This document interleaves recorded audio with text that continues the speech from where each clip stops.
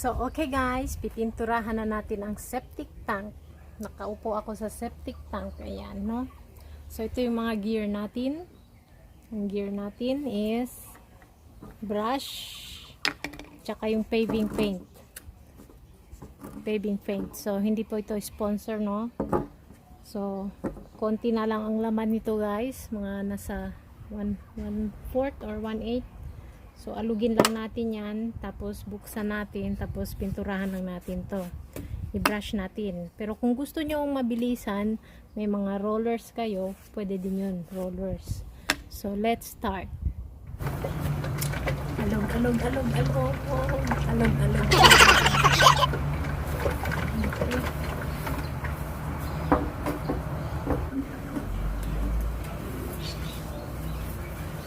Ito na guys. Pwede nyo din gamitan ng stirrer, no? Ayan. Oops. Ayan.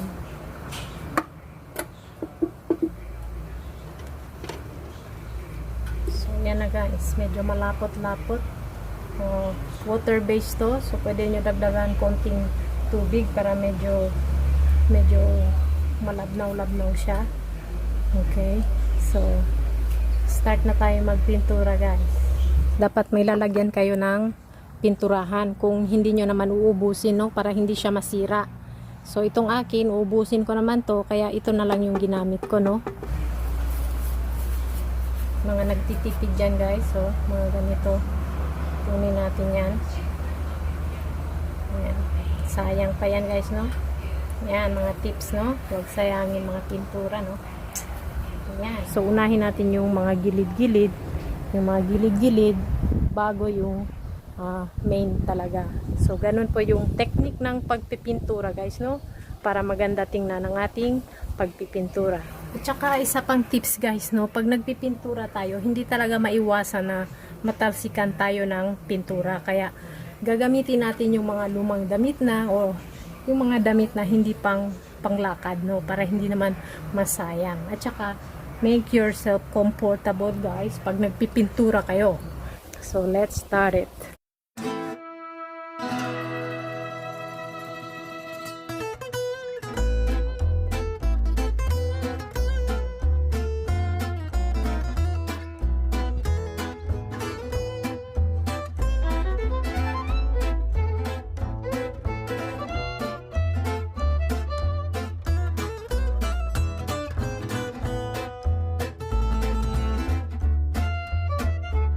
So, ayan, makikita nyo, lahat ng edge, no? Lahat nung sa sa side, sa gilid-gilid, yun inuna natin. So, tingnan nyo sa taas, ganun siya. So, lahat nung nung round surface, no? May pintura na. So, yung stroke natin dito, mabilisan na lang, no? So, mabilis na yung pagpintura natin, guys, di ba? So, ito yung stroke na sinasabi natin, no? Ganyan. Ayan, no? Papunta dito sa gilid. So, papunta doon, no? So, hati-hatiin nyo, guys, no? For example, yung kamay nyo hindi aabot ng malaking stroke. So, hanggang doon lang talaga, saan aabutin yung stroke ng kamay nyo, yun lang talaga ang sundin nyo, no? Para magaan siya, ganun.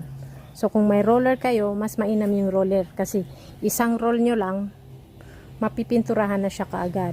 Yung advice ko, no, sa mga malalapad or malalawak na pipinturahan ninyo, roller yung gamitin natin guys kasi mas mainam. Pero kung mga sabi nilang mga footstep lang, no, pwede naman ito. 갑자기 내게 나타나준 너 난 아무 말도 할 수가 없었지 첫눈에 반한다는 이야기가 널 보는. Okay guys, so andito na guys, no? Ito na yung finish. Yan. So first coat yan. Pwede mong lagyan ng second coat kung manipis yung paglagay mo ng una.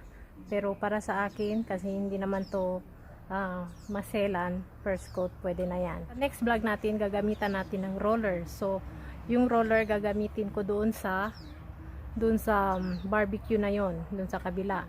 So, makikita ninyo ang pagkakaiba ng brush at saka roller.